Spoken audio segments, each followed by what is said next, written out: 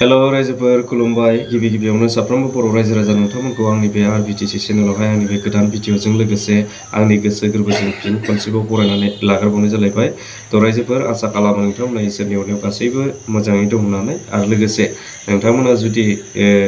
भिडिअखौ नायदोंब्ला जोबजासिम स्किप खालामालासिनो नायलांगोन होननानै आरो लोगोसे नोंथांमोना जुदि चेनेलाव गोदानै हाबफैदोंब्ला अननानै साबस्क्राइब शेयार लाइक आरो कमेन्ट खालामगोन होननानै। थ' रायजोफोर जोंहा दिनैनि समावहाय माने अल इन्डियायावनो बा सारा भारतआवनो जोंहा मोनसे इलेक्शन फैगासिनो दं, बेनो जाहैबाय एमपि इलेक्शन। दा बे एमपि इलेक्शनखौनो लानानै गोबांथार जोंहा नेशनेल पार्टी रिजनेल पार्टी माने दान्थे बिदान्थे गावबागाव पार्टीखौ लानानै गोबांथार बाथ्रा बुंलायबाय थानायखौ जोङो नुनो मोनदों। दा थिग बे रोखोमनो जोंहाबो जोंनि बिटिसि ओनसोलाव थानाय हिसाबै जोङो बिटिसि ओनसोलनिखौ रायज्लायनांगोन नङा होमबा। दा जोंनि बिटिसि ओनसोलाव जोङो गुबुन राजनीतिक दोलोफोरनि अनगायै जोंहा मोननै राजनीतिक दोलो दं बा रिजनेल पार्टी हिसाबै दङ पलिटिकेल पार्टी। बेनो जाहैबाय जोंहा मोनसेया बिपिएफ, मोनसेया जाहैबाय इउपिपिएल। दा जोङो गुबुन दलनि अनगायै बे मोननै दलखौहाय गोबांथार दान्थे बिदान्थे जालायबाय थानायखौ नुनो मोननाय जादों, नंगौना नङा रायजोफोर। आरो बिपिएफ ना इउपिपिएलआव हाबनाय जगदान जानाय बा इउपिपिएल ना बिपिएफआव जगदान जानाय बेफोरबायदिखौ जोङो दिनैनि समावहाय नुगासिनो दं आरोखि। दा थिग बेबायदिनो जोंहा माने रायज्लायनो गोनां बाथ्राया नैबेसो जादों जे दिनैनि समावहाय जोंनि सादारन जे जेनेरेल रायजो राजाफोर बिथांमोननि साननाय हनायफोरखौ जोङो नायोब्ला दिनैनि समाव नुनो मोनो जे बिथांमोनहा गोबांथार सोलायनायखौ जोङो नुनो मोनदों। बेनो जाहैबाय माने सिगां समफोराव जाय बिथांमोनहा माखासे नंखाय दैदेनगिरिफोरनि प्रतिश्रुति होनायाव बा माखासे नंखाय दैदेनगिरिफोरनि फुस्लायनायाव गोदै गोदै बाथ्रा बुंनायावहाय नंगौ साननानै बिथांमोना गोबांथार खस्थ' खालामनायनि गेजेरजों माखासे बै नंखाय दैदेनगिरिफोरखौहाय गोजौ दैखांनाय जादोंमोन आरोखि। दा थाङै थुङै दिनैनि समाव बिथांमोना नुबाय जे बिथांमोना गावसिनि प्रतिश्रुति होनाय बा गावसिनि जे बाथ्रा खोथाफोर होनाय बे बाथ्राफोरखौ दिनैनि समावहाय मावफुंनानै होयिखौ नुनानै दिनै रायजो राजाफोरा गोबांथार माने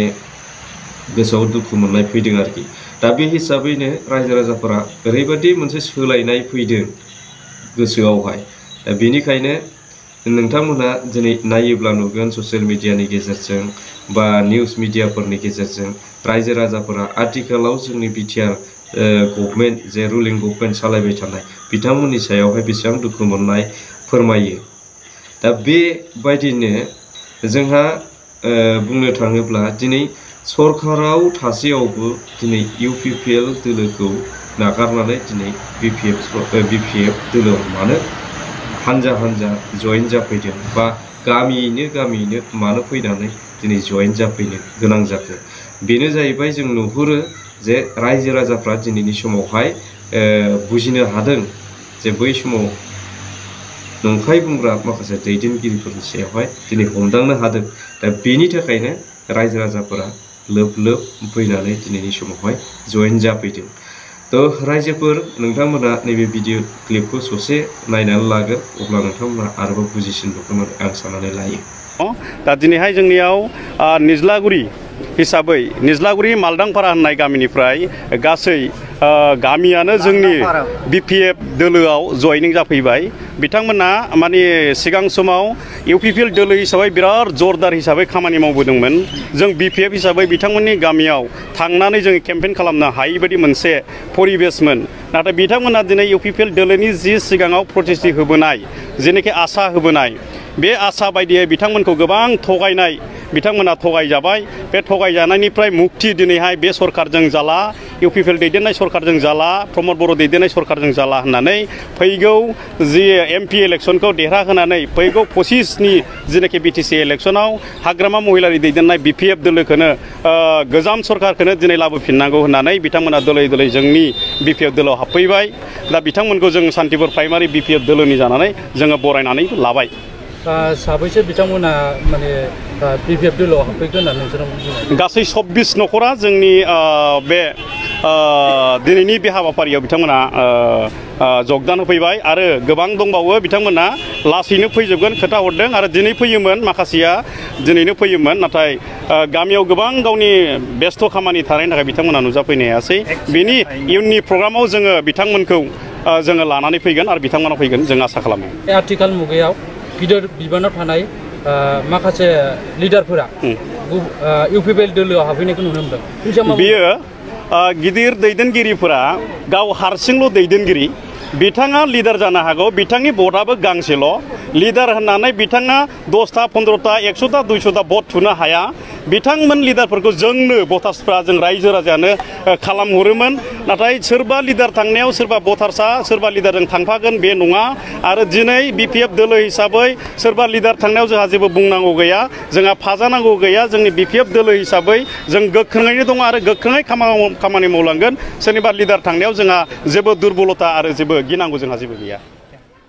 थ' रायजोफोर नोंथांमोना बे भिडिअ क्लिपखौहाय नुबाय नङा होमबा ससेब्लाबो आरो नोंथांमोना बुजिनो हाबाय बा हमनो हाबायबो होननानै आं साननानै लाबाय जे दिनैनि समावहाय बिथाङा मा फोरमायदों बिथाङा मोनसे खोथाखौ फोरमायदों जे बिथाङा सान्तिपुर प्राइमारि BPFनि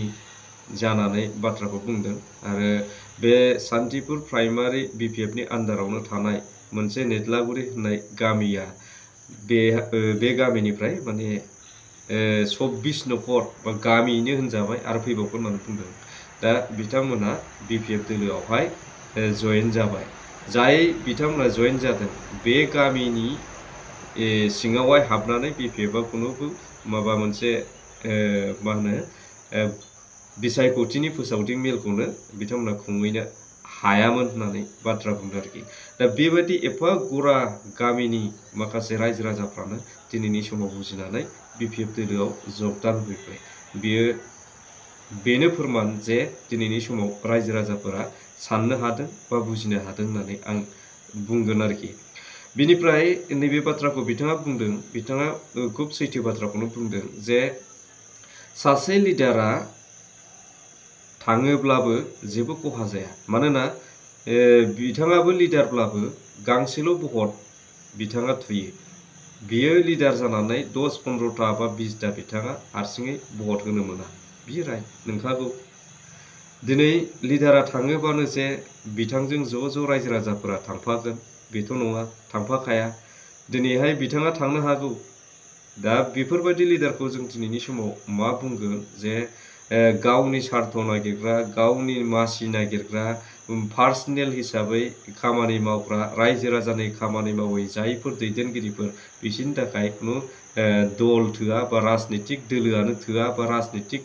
हानजायानो थोआ बिथांमोना दिनैनि समाव UPPLआव थांगोन आरो बै समावहाय UPPLनिफ्राय गुबुन राजनितिक दलाव थांलायगोन बेबायदिनो माने दैदेनगिरिफ्रा गावनि माखासे सार्थनि थाखाय खाबु लानानै थाङो आरोखि दा बेफोरबायदि दैदेनगिरिखौ जोङो खाबु फलानफोर होननानै बुंनो हायो आरोखि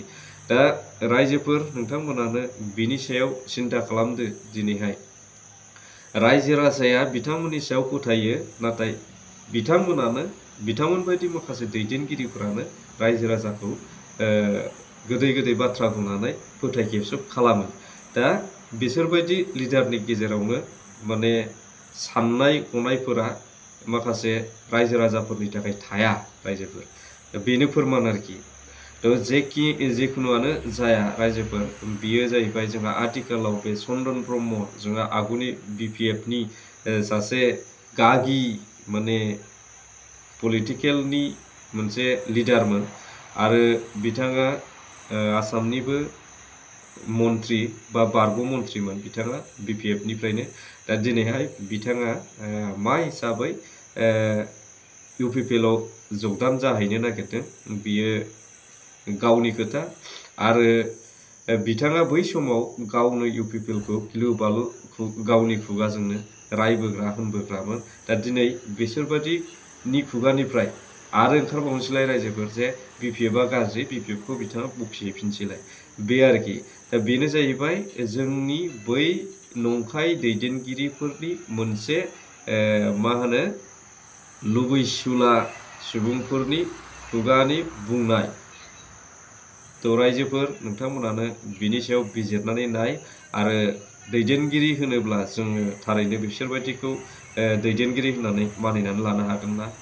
बे मोनसे सोंथि आरोखि तो रायजोफोर आङो भिडिअखौ बेखिनिखौनो खालामदोंमोन आंनि भिडिअ गोबांथार गोलाव जाबाय स' बिनि थाखायनो आं भिडिअखौ दोनथ'नो लुबैबाय स' थेंक इउ फर वाचिं।